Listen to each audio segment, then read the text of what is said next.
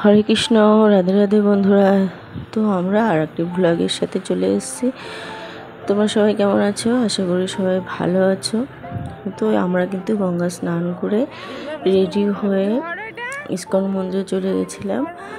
তো সেখান থেকে কিন্তু কিছু কেনাকাটাও করেছি। তারপরে আমরা কিন্তু ভোগ প্রসাদ খাবো 12টা থেকে 1টার সময়। ভোগ প্রসাদটা কিন্তু কুপন আগে থেকেই কাটতে হয়। তো এরপরে কিন্তু আমরা চলে যাচ্ছি, হোটেলে ছেড়ে দিয়েছি।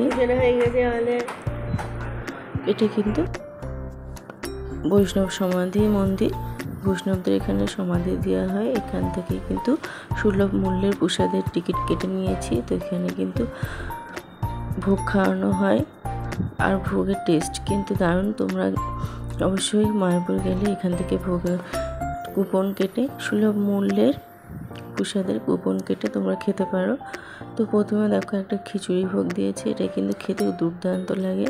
তারপর রাইস, লাবড়া, ডাল এগুলো দেওয়া হয়, চাটনি। তো এগুলো খেতে কিন্তু দারুণ। এরপর আমরা কিন্তু প্রসাদ খেয়ে বাড়ির উদ্দেশ্যে রওনা দিয়েছি।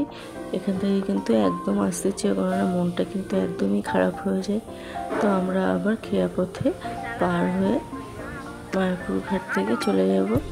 তো তোমাদের ব্লগটি কেমন লাগলো করে জানিও।